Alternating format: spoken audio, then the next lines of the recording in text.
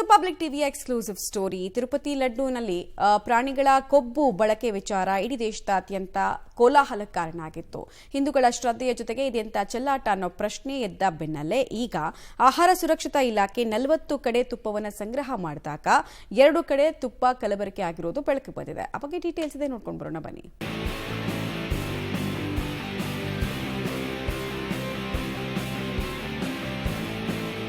ರಾಜ್ಯದಲ್ಲಿ ಕಲಬೆರಕೆ ತುಪ್ಪ, 2 ಕಂಪನಿಗಳಿಗೆ ನೋಟಿಸ್. ತಿರುಪತಿ ಲಡ್ಡು ವಿವಾದ ಬೆನ್ನಲ್ಲೇ ಶಾಕ್. ದೇಶಾದ್ಯಂತ ತಿರುಪತಿ ಲಡ್ಡು ವಿವಾದ ಸೃಷ್ಟಿಸಿದೆ. ಕಳಪೆ ಗುಣಮಟ್ಟದ ತುಪ್ಪ, ಪ್ರಾಣಿಗಳ ಕೊಬ್ಬು ಇರೋದು ಚರ್ಚೆ ಆಗ್ತಿದೆ. ಈ ಬೆನ್ನಲ್ಲೇ ರಾಜ್ಯದಲ್ಲಿ ತುಪ್ಪ ಟೆಸ್ಟ್ ಮಾಡೋದಕ್ಕೆ ಆರೋಗ್ಯ ಸಚಿವರು ಸೂಚಿಸಿದ್ದಾರೆ. ಆದರೆ ಆರೋಗ್ಯ ಸಚಿವರು ತುಪ್ಪ ಟೆಸ್ಟ್ ಒಳಪಡಿಸೋಕೆ ಸೂಚಿಸುವ ಮುನ್ನವೇ ಆಹಾರ ಮತ್ತು ಸುರಕ್ಷತಾ ಇಲಾಖೆ ಆಗಸ್ಟ್ ತಿಂಗಳಲ್ಲಿ ತುಪ್ಪವನ್ನ ಪರೀಕ್ಷೆ ಮಾಡಿದೆ.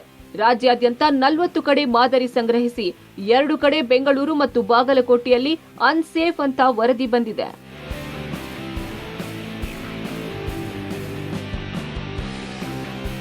ಅನ್ಸೇಫ್ ಅಂತ ವರದಿ ಬಂದಿರುವ ಕಡೆ ತುಪ್ಪ ತಯಾರಿಕಾ ಘಟಕಕ್ಕೆ ಆಹಾರ ಮತ್ತು ಸುರಕ್ಷತಾ ಇಲಾಖೆ ನೋಟಿಸ್ ನೀಡಿದೆ.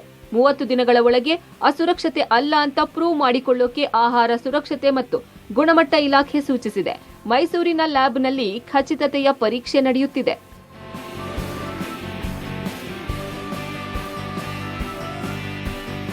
ಅನ್ಸೇಫ್ ಅಂತ ವರದಿ ಬಂದಿರೋ 2 ಪ್ರದೇಶ ಯಾವುದು, ಯಾವ ಆಧಾರದಲ್ಲಿ ಅಸುರಕ್ಷತೆ ಅಂತ ನಿರ್ಧಾರ ಆಗಿದೆ ಅಂತ ನೋಡೋದಾದ್ರೆ, ತುಪ್ಪದ ಪರೀಕ್ಷೆ ಹೇಗೆ?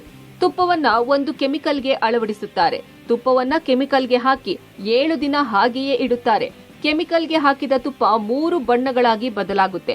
ಕೆಂಪು, ಹಳದಿ, ಬಿಳಿ ಕಲರ್ ಬಂದರೆ ಅನ್ಸೇಫ್. ಫ್ಯಾಟ್ ಪ್ರಮಾಣ 90% ದಾಟಿದ್ರೆ ಅನ್ಸೇಫ್. 2 ಪ್ರದೇಶಗಳ ತುಪ್ಪದ ಫ್ಯಾಟ್ 90% ದಾಟಿದೆ. ಹೀಗಾಗಿ ಆಹಾರ ಸುರಕ್ಷತಾ ಇಲಾಖೆ ಅನ್ಸೇಫ್ ಅಂತ ನಿರ್ಧರಿಸಿದೆ.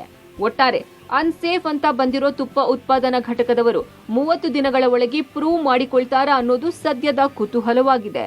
ಒಟ್ಟಾರೆ ಆರೋಗ್ಯ ಸಚಿವರ ಸೂಚನೆಗೂ ಮುನ್ನವೇ ಆಹಾರ ಸುರಕ್ಷತಾ ಇಲಾಖೆ ಟೆಸ್ಟ್ ಮಾಡಿದಂಥ ಸಂದರ್ಭದಲ್ಲಿ 2 ಕಡೆ ಅನ್ಸೇಫ್ ಅಂತ ಬಂದಿದೆ.